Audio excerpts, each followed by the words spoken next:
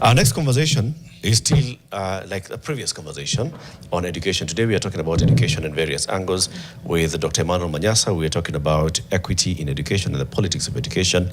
In our next conversation, we look at this CBE and the pain points of the CBE rollout. We are joined by education unionists, Mwalimu Wilson Sossion, for the next hour. Good morning, Mwalimu. Yeah, good morning. When's the last time someone called you Mwalimu? Every day. Very good. Every day I'm called a teacher. They keep reminding you that you're a teacher. Reminding me. Very good. We are going to talk about this transition. We've seen a lot of issues emanating from this transition, from grade 9 to 10. Even the headline today in the Daily Nation is about now funding for grade 10 and those who are likely not going to be able to access the schools that they've been admitted to because of funds. But first, Janet is going to give you the day's quote. Yes. Words that were said by somebody, and let's see whether they make sense to you today.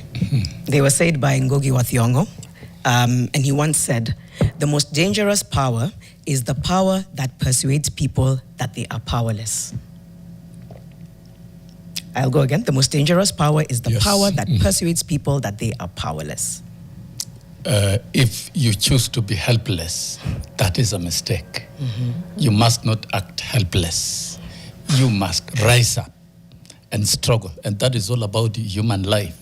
Never give up to the very last second of your life. When you breathe the last, you should breathe struggling for justice and equity and generally to improve humanity. Okay. I think Ngugi was very inspirational, and of course he knew how to play with words in a way that people take time to think. The more time you take to think and arrive at the meaning of the message, then it will inspire you to be. Okay. Powerful. Wilson, you were at the helm of the Kenya National Union of Teachers when CBC then was being rolled out in the country. So we had from those earlier years, the current cohort that's going into grade 10 started it off at grade 3. And then they went to 6, they transitioned to 7, now they've transitioned to 10. And we are seeing a lot of issues emanating out of this particular transition. One, not much understanding by parents and learners on the career pathways. 2, questions emerging about the placement of the learners into their new schools in senior secondary. 3, the ability and the capacity of the senior secondaries to offer the different pathways effectively. Are you surprised? I am not surprised with the current challenges. I, as Secretary General Kenya National Union of Teachers, I undertook to direct thorough research studies on CBC rollout and curriculum management in Kenya. And of course, I made the loudest alarm to the country. And I think even media didn't understand it. Media seemed to side with what government was doing, and everybody seemed to like even things the way they were. 2 studies. One was on teacher preparedness for CBC rollout. The research study is still there, the gaps are there. And there were indicators that this curriculum was more foreign driven by foreigners with business interest, because when you change a curriculum, then there is business in consultancy, business in books, business in many things. And this curriculum was supposed to come with a lot of business flagships, which eventually parents complained that they were doing too much in getting materials, in getting what. And then 2, the other study was on summative evaluation of CBC when it was piloted by Matiang'i. Very interesting. You pilot a curriculum between the month of June 2017 to October, and at the end of October 2017, Matiang'i prepared to roll out the curriculum in 2018 without a pilot report, summative report of the piloting. And when you're piloting a curriculum, you pilot for the whole year. It is something that you do it carefully, and you pilot every stage as you roll out. Even grade 10 should have been piloted before this transition, At the end of grade 9, there should have been a summative evaluation. This is an evaluation. This is a professional process, not a political process.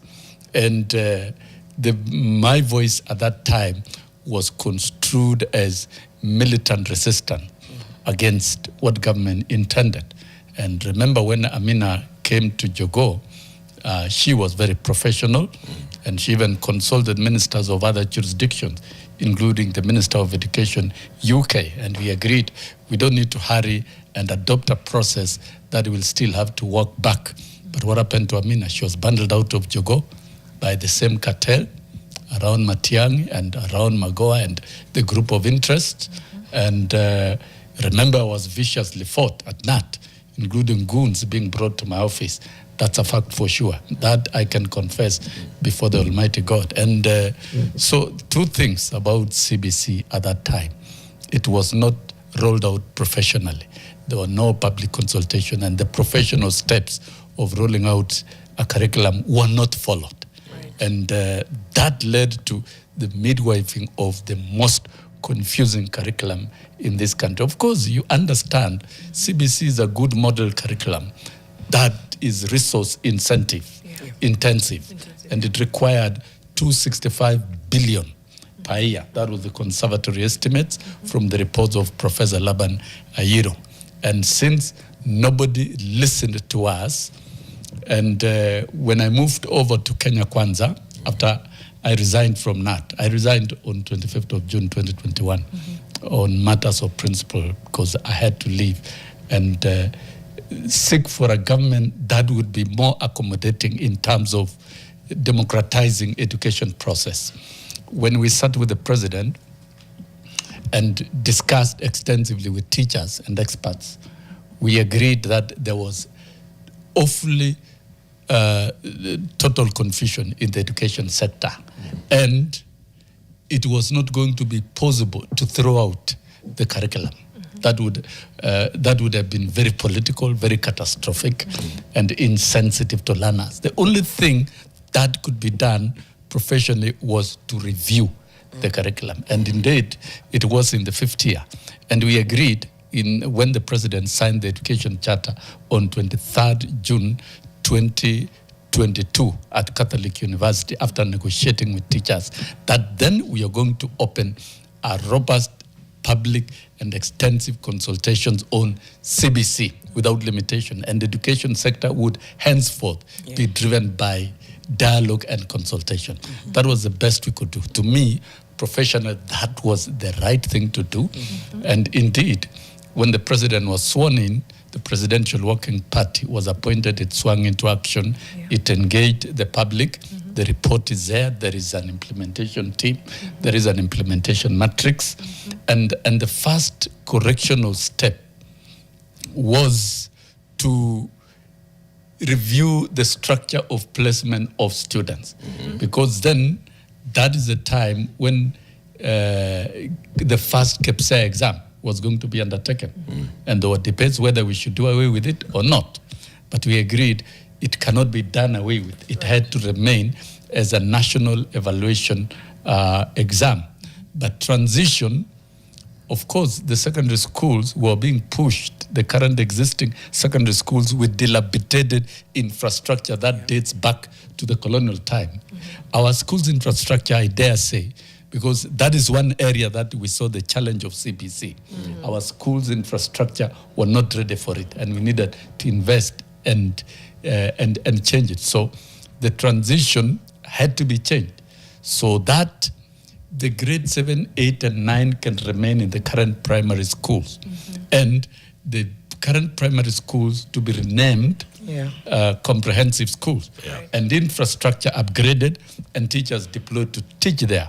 What it meant was that learners would remain closer to the household and access schools without paying a cent. That was a bold step because movement of grade 6 to secondary schools would have meant fee structures to every household. That is number one. Number two, would have meant we would be having now congested senior schools with grade 7, grade 8, grade 9, grade 10, 11, and 12 in infrastructure that is completely inadequate. So to me, just before you go on to the next point, as we go through, this improvement plan and the nitty-gritties, we were just speaking to Dr. Manyasa, and a question came up that has come up a lot, which is these pathways and how many students we're trying to push into STEM, for example, need preparedness in junior school. And essentially, our primary schools as they were not equipped to prepare anyone for especially STEM pathways. And that's where 60 to 70% of learners were to go into. And I know you've talked about upgrading the schools, but knowing government realistically, would that be a possibility?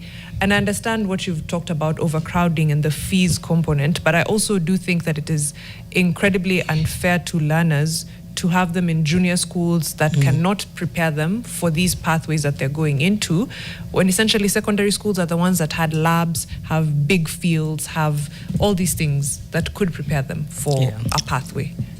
We must think revolutionary. We must not think conservative and remain where we were. Looking at systems and education systems all over the world, even if you go to the US, the entire school system is day-based. That means you have the best schools closer to the household.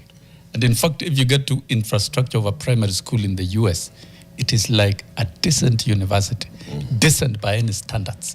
And that was the thinking of maintaining grade 1 to grade 9. We can't condemn the schools that we've established over the years. We can only think of improving the infrastructure. And I think that was, the work began on that. And, you must bring education closer to the household. What do you need to bring closer to the household? You bring infrastructure, you bring quality teaching and learning resources, and quality infrastructure, of course, and you bring teachers. I don't and deny learning that. And learning really would go on. I would absolutely say, agree. I would worry about the lost generation that is getting lost as we transition. No, they're not getting lost. To me, they would have gotten lost if we had lumped all of them in the senior secondary with the poor infrastructure, the poorest, of course. But if we look at what happened, because then we need a summative evaluation, a professional one, it would tell us the milestones achieved, because something was achieved, and the challenges faced, and the solutions to the challenges. That is how to look at education profession. If we're objective, so that then, what went on in grade 7, 8, and 9 for this past period, positively, is that one, learners were able to access these grades without any cost. Two, I disagree. Teachers were deployed. I disagree. And this is why I was saying, you can disagree. If it is to the extent of the success. If it is to the extent of the success. To the extent of the success. To the extent of the success. And the important aspects of this success. Walimu, if we just look at it, and I agree with you, taking the learners to grade 7 in 2023 would also have just caused chaos in that transition. It would have been chaotic.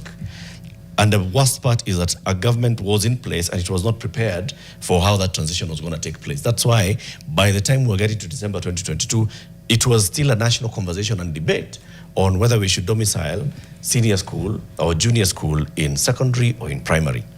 It just talks of failure of preparation by government. But if we look at then what happened, so yes, there was that agreement that let's retain these young learners closer to home so they can go back home. But the grade 7s, as they transitioned to the 7, they did not have teachers for at least a term. In the second term is when they were starting to receive a few teachers. And now we have seen that many of the teachers that were sent were actually arts teachers. Then the grade 7s were in junior schools that did not have this sufficient infrastructure to support the learning of a junior school, okay? And so on and so forth. So we cannot say that, it was, this one was better than the other. I just see that both of them were just Latif, but I only gauge with what was implemented. You are speaking to the facts that are established in my finding on teacher preparedness. The fact is, the country was not prepared in terms of teachers for the new curriculum. And I can't say it is still prepared. It is not, because have we trained teachers for the new learning areas. We didn't. That was not done. But since it was not done, it doesn't mean we discard the curriculum rollout. And that is why the window of continuous review comes in. I would say what was done in grade 7, 8, and 9 in the primaries, in the current setup, may not have succeeded as it should have been. And probably we need a professional report so that we know the exact facts. But what government did was to employ and deploy as many teachers as possible to JS. That was done. Yeah. And it's a fact. And these are graduate teachers. Because the level of teaching at grade 7, 8, and 9 had to be elevated for purposes of adequately preparing learners for the pathways. And let's accept the fact that grade 7, 8, and 9 has been manned largely by graduate teachers who have been effectively employed and deployed by government. That is a step that must be appreciated. Government may not have deployed adequate teachers for the different learning areas, but it tried. To me, in the circumstances, if you are placed in such a corner, and of course, these are things that should have been done from preparations in 2016. Yeah. That was the only option government could do. And to me, a lot has gone into it in terms of trying to rationalize the curriculum, reducing the learning areas. A lot was done, other than domiciling, to lower the pitch of the curriculum, which was just too much. It was cut and paste. Those who did it earlier on did not visualize those challenges. Inconveniences that involve parents, all that was weeded out. So a lot of work went into reviewing the content and of course the scope of subjects. So that grade 7, 8, and 9, there was supposed to be 14 learning areas. You can imagine the number of teachers that would have been required, but it was scaled down to 9. That is a positive review. Now, what we are facing now, the transition from grade 9 to 12 to 10 could have been worse off if we continued with the model the way it was. Yeah. And did we get the best that we could? You see, like you said, Mwalimu, you said, let us aspire to be what? Radical. Right? Radical and revolutionary. And revolutionary. Let us think of the very best. Let's review objectively and say, yes, some work was done, but was that the optimum work that should have been done over the last 3 years? And I sit back and I ask myself that question, and I'm like, I need that research to come, and you did it, to come and tell us whether sufficient effort was made into this, or whether there was a view into it and seeing how much it required and shying away from actually confronting that issue. Shying away from confronting the issue that we needed to radically employ teachers quickly for these learners, and even deciding to cut budgets for some areas so that we can employ teachers and get the teachers properly motivated, not teachers who are going on strike every so often because they're still interns. And then getting the proper teachers for the proper pathways. We still have, that shortage of, qualified teachers, and then working backwards and seeing how are we training our teachers so we can get good teachers for music, for such other subjects. 3, did we equip those schools in the last 3 years? Can we say that with 3 years experience, the current grade 9, not the one who left, the one who has just joined grade 9, is actually joining a school that has the proper facilities for a grade 9? It's been 3 years. Have we confronted this issue and known that as long as a year passes, you are disenfranchising a learner? And what's going to happen to the future of this learner? Yeah. We don't know. God forbid that it affects them and their trauma affects them in future. Yes, I think, Latif, you are asking a legitimate question.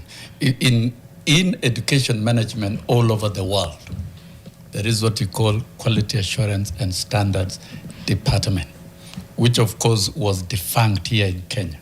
And it's supposed to give us a professional report. We should be able to see the gaps. What you're scribbling to do now is to do quality assurance and standards work. That have we done this? Was this done? Was this not done? What needed to have been done ought to have been done. No. Sorry to interrupt. It was not administratively defunct, but some busybodies within the ministry and within government thought that that department should not be given any emphasis, and it ought to be independent. If you look at Basic Education Act, Section 64 to 70, we are supposed to have education standard and quality assurance that is independent and robust. It's supposed to be giving us a feedback of what is happening in education, but it has not been done. That is governance. That's a governance weakness.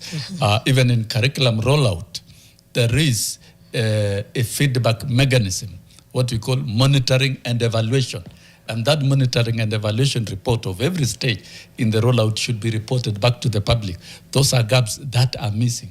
And what you are trying to do now is to do monitoring and evaluation from your rudimentary point of view. Since you are a media personality, you are not an expert in education, I'm only packaging you.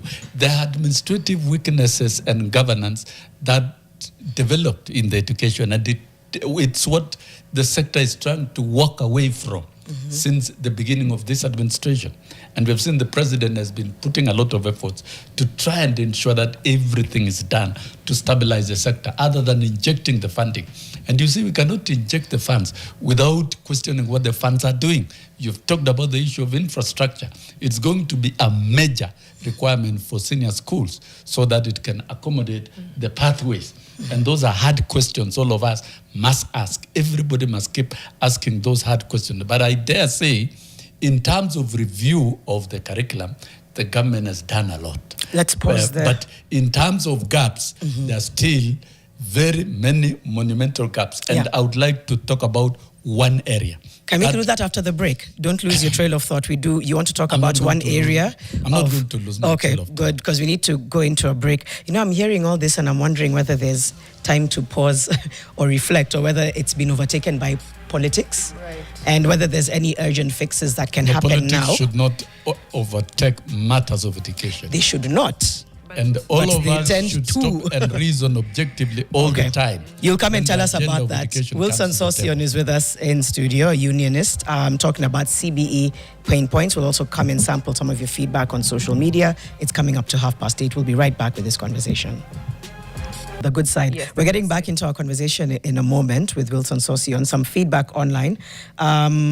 Maurice Muli, the fact that there has been reduced and delayed capitation for schools tells you clearly that this regime doesn't value education in this country.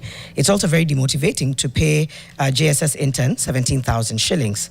Staki Mapepe, as Sossion is talking in the studio, does he know that there are no books for grade 10? Half of teachers have not been retooled, and preparedness for grade 10 in senior school is 2 out of 10. And I know Staki Mapepe is a teacher, is he not? He's an educator. So he's speaking, his pain point is a lived experience. And so he's saying, even as we speak to Wilson Sossion, is he aware of the issues of no books, preparedness, and retooling? For the grade 10s. For the grade 10s. Right. Those are good questions. Yeah, and indeed, these are envisaged challenges we talked about in terms of cost of rolling out CBC. It is demanding. It is still a fact. And all schools must know, all Kenyans must know. And I will move. Of course, there are 3 issues that have been talked about. Interns at 17,000. The president accepting to hire the 116 through the process first of all of internship, then converted automatically to permanent, to me, from the labor point of view, is okay. And I acceded to that when we were discussing and looking at the resource constraints by government. And I asked the president that if you must have them on interns, then there should be a guarantee that they should be automatically converted to PNP. Even if they were interns for 3 years? No, not 3 years. The time had to be negotiated. No. I think the previous one have been converted after 2 years. It's 2 years. So the policy now is 2 years. 76,000 have been converted to PNP after 2 years. So the policy is 2, and it's automatic. And then the issue of capitation delaying, of course, this one of books. Before we move on, this one of books. Allow me first. On the interns, just before we move on from that one, I understand labor constraints and budget constraints. But it seems to me that government is essentially just milking labor from qualified graduate teachers for as long as possible and keeping them at that intern level so that you don't have to pay them PNP terms. And it's incredibly unfair to them because before CBE, CBC, CBE, all of that, how long were teachers remaining as interns? I've been a labor leader and I've struggled for conversion and abolishing contract employment. I led a strike in 2011 and 23,000 were converted. And in this negotiation of give and take, government tells you there are no resources. And if there are no resources, they would not employ. And the proposal, the mid-ground in give and take was that get them as interns, pay them a stipend, and for a period of time, and then have them automatically converted. Of course, that would look like labor exploitation, but a process that leads to PNP within a short time, that is not too long, is fair enough. We can argue differently. True. But 2 years is I think a long time, not a short time. Yes, unions should be able to negotiate with the employer. I don't think that is within our purview here. But the thing is, that is a process. For grade 10 books, we said it is going to be expensive availing materials because they'll have to print grade 10, grade 11, grade 12. And they were not ready because of payment issues with the publishers. And I think that has been ironed out and the publishers have been paid. And we said incredibly, this process is going to be expensive and is going to push Kenyans to pay more. On capitation delay, and this is now where we were before we took the break. And I don't want to lose my trail of thought. I think we have engaged more in making noise about delay in capitation. We are not questioning what capitation is doing and what capitation has done. And I loved the report by the Ombudsman the other day that the ministry should be able to account to Kenyans. And I support that. What capitation has done in every school for since the inception. I think as a country, for me, because I've worked within the space of teachers and as a president EI Africa, and I would say Kenya has already put a lot of money in education, but we are not getting the feedback of what the money is doing. The issue of accountability, what is the money doing in school? I think that is a question. We should now shift to schools. Let us not talk about the delay because even parents don't pay fees, all of them on time. It is staggered and is paid over the year. Eventually, it is paid. And we should question what has the money done? This brings me, Latif, to the investment area in infrastructure. Let us now not talk about CBC or the other education system. An education model is an education model. Let us talk about quality outcomes. Investment. Because the approach to delivery of quality education, regardless of the curriculum setup, is uniform and standard. 3 things to get quality education. Quality teachers must be deployed to class, adequate, no shortcut. And I'm happy in Kenya, through advocacy that we've made over the years, government has been making efforts to hire more teachers. 2, quality teaching and learning tools. That one I cannot qualify that the country is doing it in every school. I can't, unless there is a competent report. Then the question is, and this is through capitation, have the money been utilized to procure quality teaching and learning resources for all the learners in our schools? What does that mean? What are quality teaching and learning resources? If you're talking about laboratories, and have test tubes, and have libraries, and have workshops for electricity, for example, and with tools, we are talking about performing theaters for arts and sports. How do you talk about art and sports when you don't develop such requisite facilities? How do you talk of sports? Do you have enough pitches, say, for basketball, hockey, and the different talents that you want to develop? And do you have the equipment for the same? That and can then be done thirdly, with 22,000 shillings. 5,000 per student every year can allow you to do it. It is adequate. Over the years. I've worked with a school that has been able to get rid of the old missionary buildings. They're only remaining now with 3. You clear one classroom and do 3 classrooms to the top. Clear 1, 2, and using capitation. This money is enough. Let us stop the noise of the money is delayed and change it to Talk what has the about money thirdly, done. And then we'll play these And then clips by the lastly, president in terms and of former variable, president. quality infrastructure Okay. across the board. So that those three variables, quality teachers, quality tools, and quality infrastructure. And we should now focus in the senior secondary on quality infrastructure together with quality tools. Is the government money, whether through CDF, through capitation and other forms, is it transforming the quality of infrastructure to the standards that we desire? And I dare say, if now we want to move the country to the first world, which is an ambition, is a vision, we must all agree to walk that path, then we must begin with transforming the quality of our infrastructure of all our schools, so that when you walk to a comprehensive school, it's decent and it is worth it. Yes. It's where we want all our Anywhere children in the to learn. country. Yeah. Before we segue into the politics of it, because our conversation is actually there on the quality of infrastructure and learning materials in our schools across the country. What should it look like? I mean, you've been there and you're saying you have an example of a school that you've worked with. So over so many years, let's say over the last 20 years, we've been sending money to schools. Say over the last 15 or 10 years, we've been sending money to schools in capitation.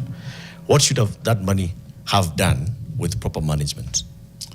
If you look at the capitation, let me not even talk about the primary capitation, because 1,400 cannot focus on infrastructure. It's insufficient. It can't. It is even insufficient for teaching and learning resources.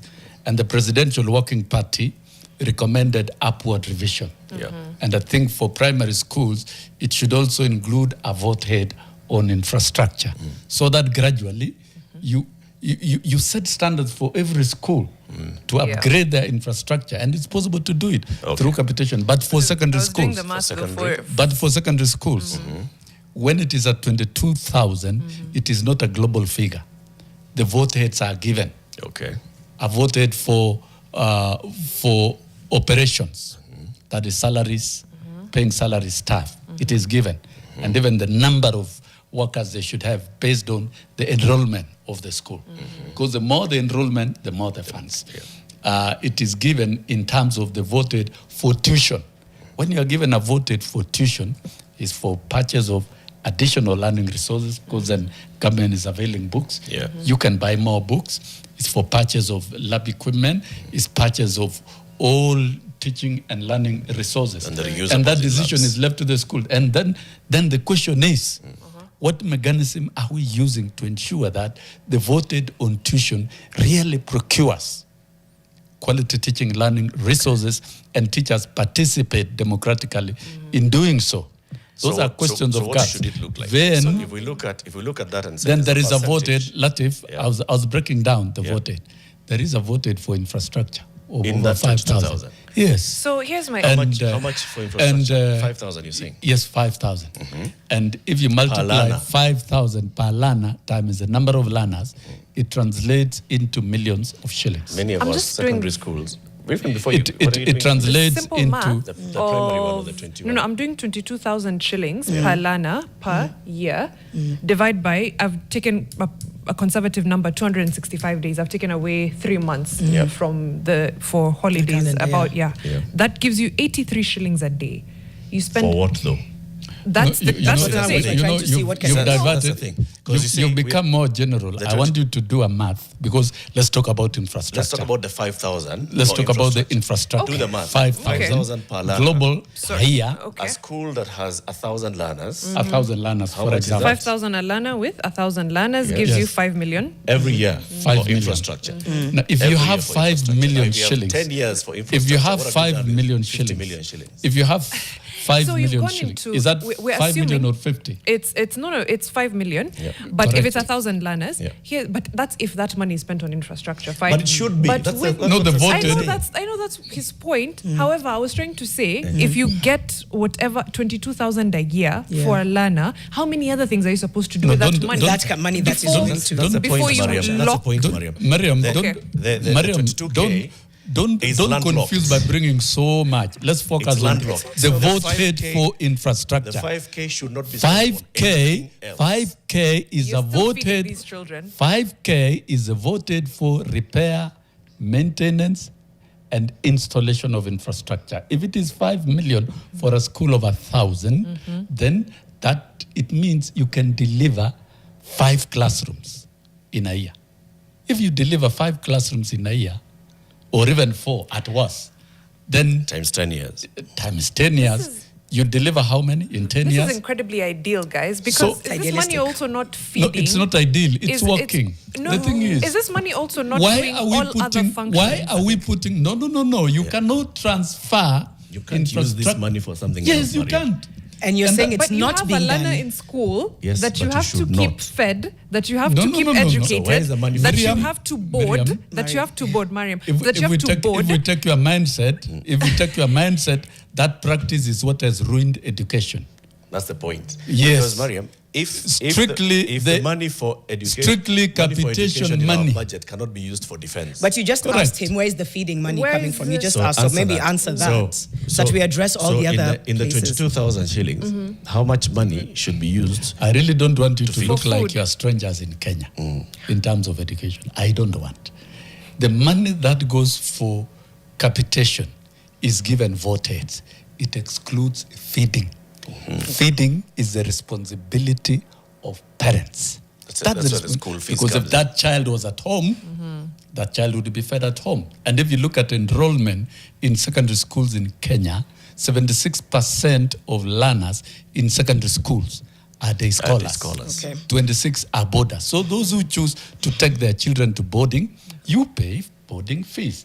So Miriam, Mariam. your trail of thought Yeah. is what has confused our education even system. the school heads. Even the school heads. So- Because so what we are saying when is you there's a create likelihood confusion, that school when you heads have create misused confusion, the money. when you create confusion, you mess up governance and you encourage misuse of funds where these This is aspect of probably a corruption communication comes standpoint. in. A lot of people do feel like capitation is supposed to be spread out. You know what I mean? They don't understand the infrastructure solely Right. debate. So even if you're saying, oh, Mariam, you're confused, it's not just her. It's a lot of people It's who many people. And I think believe. of- But How the point many is, the school So heads, and I'm fundamentally, getting Sosion's moving point. forward, the school heads should know. Yes. The school heads know this money comes with these vote heads. The school head and the They school know. board of management So the knows misuse is there. I have They know. 5,000 shillings per learner per year to improve, to repair, and to build infrastructure. So at the end of the year, as the board is sitting, Yeah. it knows that I am working with this amount of money. So the question is, You know who I want to hear from? how much- A school head. yes, So how that they much, can walk me through what have these school heads been doing? what Now- they're spending And this money the on. auditor, if the auditor in their report has not found that these school heads have been misallocating the funds, it means that on paper, the school heads have been audited and found to have been using the money properly. So that's a gap there. Before you the come in, way I'm that sorry, we ombudsman- have 10 the minutes left, ombudsman- Mr. Sossion, and we need to play some clips just to bring in the political angle. And then we'll ask that you're able to summarize the next points that you want to make. The president and the former deputy president, if I'm not mistaken, Philo. yeah. Let's just play those back to back. Because this is also weighing into this entire conversation. So if those are ready, let's run them and then come back and wind up with Mr. Sossion. So let's have a listen to what they both had to say. The reason why we have national schools is because we wanted to break down the barriers of colonialism and ethnicity. And we will not allow no politician, however desperate they may be, however bankrupt they may be, to erect new boundaries for our children. We want our children to learn in every institution that is available to them in Kenya. Especially our national schools must have access to all the children of Kenya equally. There must be fairness in the placement of children in national schools. I have not insisted, and I cannot, that children of a certain area must go to schools where those schools are domiciled. No. What I'm saying is, where the schools are domiciled, children from that area who qualify to go to those schools must be given an opportunity. The placement of our children has been centralized at Jogo House, which has brought in corruption. because the bureaucrats sitting at your house have no capacity to know how to place kids. That is why we have a crisis where kids have been placed in a day school 300 kilometers away from their homes. How do people expect these children to go about their lives? How do they go about their lives? Again, before we bring it back to Mr. Sossion, because I don't know that we'll have time to go through feedback, the Kikombe asks, so the infrastructure money, 5,000 Kenya shillings, is dispersed at once? Or is this the one that shows us arrears at the end of the year? Somebody else here, Charles Dungo, we pay development of up to 10,000 shillings annually in secondary schools, and there's capitation. Make me see sense in that. Then somebody else says, we cannot talk about capitation, what capitation can do, without addressing the delays. You cannot talk about money that you do not have. 3 more comments. It's strange that as a country we expect underpaid, demotivated, and inexperienced intern teachers to lay a good foundation at junior school for our students. And then it's unfortunate that teachers putting in a lot of effort are being paid peanuts to teach our children compared to other public servants. So there we have it. We've heard from President Ruto, former Deputy President Rigathi Gachagua, and some of this feedback coming in from you all who are participating with us. Mr. Sossion, your thoughts? So that we don't lose our focus on infrastructure, to strengthen the pathways and to deliver quality education outcomes through the pathways, schools must invest in upgrading the quality of infrastructure. And this must be the master plan of the government within the governance systems at Jogo. And infrastructure is a key thing, not just infrastructure, but quality infrastructure. If you're talking about performing arts, we must have theaters. If you're talking about teaching electricity, you must have electricity rooms, complete with electricity equipment, and with the presence of electricity teachers. So teachers must be trained for these new learning areas and availed. I'm talking about suggestions to improve and to link up education with the move to the first world. The countries should not just invest in other infrastructure, whether roads, whether railways, whether electricity. It must also invest in schools infrastructure. Yep. And this is a new debate that we must all weigh in and look at it afresh, meticulously, without politicizing this particular matter. The question we should ask, are the current rotten infrastructure of our schools across the country good enough for our children? If we are a serious nation, then we should not waste a lot of time and argue. We must invest in upgrading the quality of our schools infrastructure, avail teachers and avail quality teaching and learning tools. On the just statements that we've seen between the president and Rigathi Gachagua. Rigathi Gachagua is simply playing politics, but I think the president is stating a fact of policy and a fact of philosophy of education in this country. All our national schools are supposed to pick the best students on merit. Merit exists in this country. And even admission of students to schools, they've used a score of up to 72. And the national schools that existed, the first 20, was started by missionaries and built by missionaries. Some of their buildings have been dilapidated, but over time, government has put in money to upgrade the infrastructure. In the implementation of the Kenya Constitution 2010, Article 53, which gives the rights of children a right, the Ministry of Education, for purposes of equity and equality, upgraded 2 schools per county to the national status. And those schools have been funded over time by government to improve their infrastructure in terms of building more dormitories, building more classrooms, building more laboratories. And those schools mandatorily must admit students from across Kenya. That is a good model, a good practice that has been done over time. But we cannot balkanize and begin talking about a school, the national schools that have been classified to admit students equitably across the country, to begin being reduced to village dominions. It's not right. We will be failing in using education as a national unity agenda. The students who get admitted to these schools have opportunity to be exposed to the best programs and to blend them together. I was a parent at Alliance Girls and Boys, and I remember a boy who was admitted at Alliance Girls from Turkana and did not turn up. The school had to go and look for the girl and pay the fees, do the shopping, and do everything and bring the girl to the school. So the president is right. Let us allow the national schools to remain national. The only thing we should ensure is that the admission must strictly be on equity and merit. And equity and merit. So, I think listening to what Gachagua has said there, he also says the same. He says, I am not saying that do not admit, but what he's insisting is on a localization, a local quota. Is there a case for that, for a local quota? If we talk of local quota, even teachers if we talk of local quota, of course, those are suggestions. But then the policy as it is currently, if, for example, Kakamega High School is a national school in Kakamega town, it is admitting students equitably from across the country, from all the counties. And every school is doing that. Then at the end of the day, the equity in terms of admission shall have been uniform across board. But when we insist on getting down to the quota, then you are still diluting the policy. Either we go full scale, these schools, the national schools must be protected and codified and admit students equitably.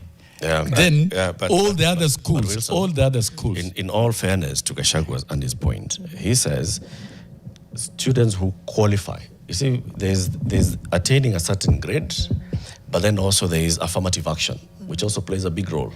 Now, this child from Turkana, because of affirmative action, their grade will be lower and they'll access this school called Alliance. And then there's a child who is from Kikuyu constituency. Is it Kikuyu? Yes.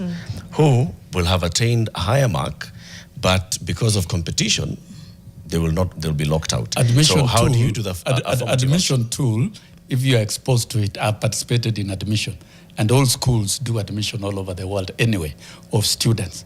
The performance of students across the country will not be the same in any examination. So the top student, say for example in Wajir, in an exam, might be 68 out of 72, while the top student in Bomet is 71. So you cannot weigh them the same.